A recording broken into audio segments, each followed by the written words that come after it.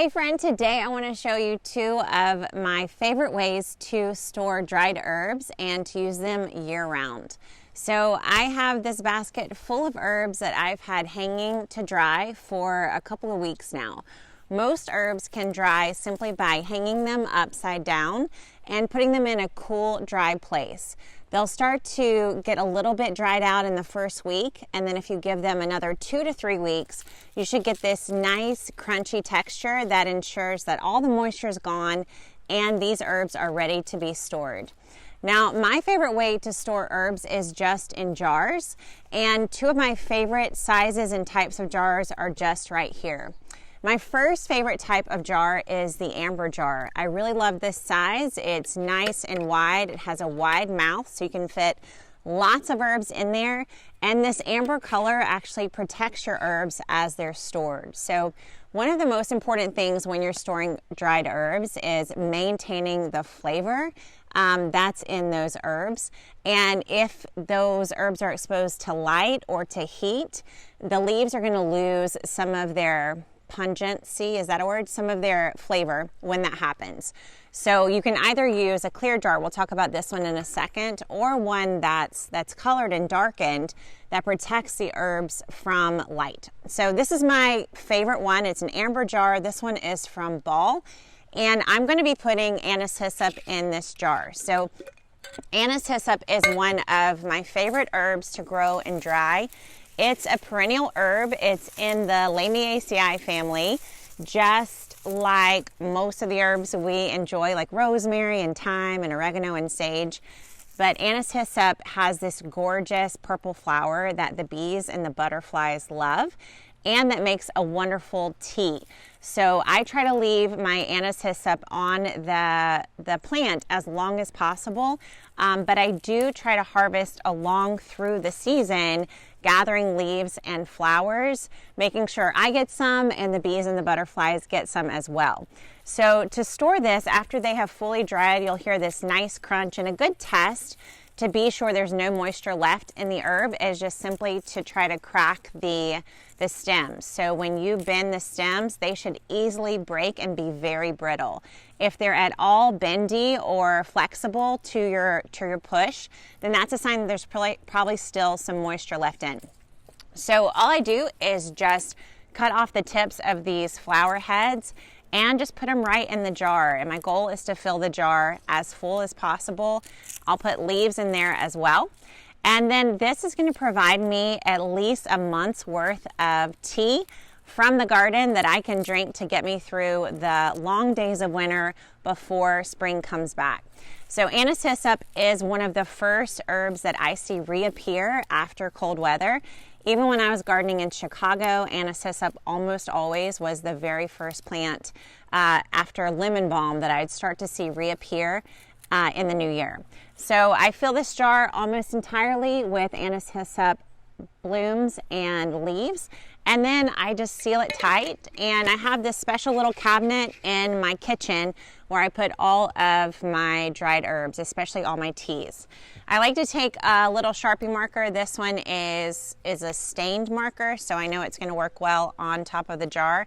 And then I just simply put the label and the date. So I'm going to put anise hyssop on here, and then the date today, which is January. And most of these jars have a little spot on them where you can put the date so that you know when you stored it. So that's number one. That's my favorite way to store dried herbs, is just a simple amber jar. The next way is more about sharing with other people and also about cooking. So I love these small glass jars. They usually come in a set of 4. And they're just the perfect shape and size for the spice rack. So this is more for me to have easy access while I'm cooking. And it also gives me a perfect way to share the abundance of herbs that we get from the garden with friends and family. So these are 4-ounce jars, and I like to fill them to the brim. Like we talked about, they do need to be stored in a dry place and a place without light, especially because they don't have that color protection like the amber jars do. So I'm just going to be filling this one with dried sage. This is a favorite of mine to dry. You can hear the crackle. It's still got so much fragrance in it. And I just simply, all I did to dry this out was tie the bunch with twine. And then I hung this up on a line for about 3 to 4 weeks. After that, I've just had this sitting in my harvest basket. You want to try to protect it from gathering too much dust. Mine may or may not have gathered dust, and that's okay. So I'm just going to pull off the leaves, stick them in this jar, and then my favorite thing to do with this type of dried herb is just to have it all together, have all my different herbs together on my spice rack so that I have them ready to cook whenever I am inspired to cook. And that's it. Those are my 2 favorite ways to store dried herbs. I'm sure there's thousands of other ways to do it, but these 2 sizes of jars mostly handle the herbs that I like to store.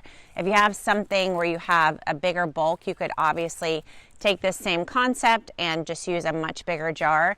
But for me, especially in the everyday, and especially when sharing herbs with friends and family, this size jar is often really perfect.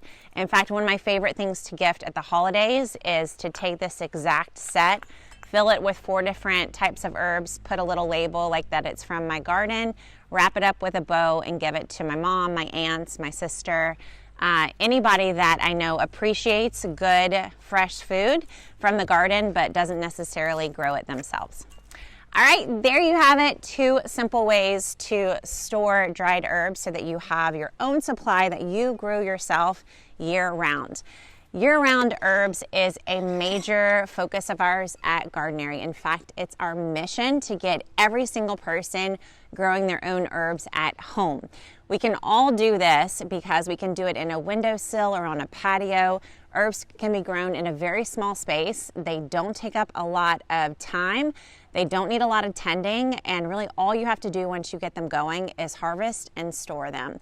So if you've never tried growing herbs before, I can't recommend it enough. You can learn all about growing herbs at gardenary.com, and we have loads of courses and videos to teach you how to do it the way we do it at gardenary365.com. You can start a free trial and log in and watch 7 days worth of videos all about growing your own herbs for free. Thanks so much for watching and for storing your herbs with me. I can't wait to see you next time.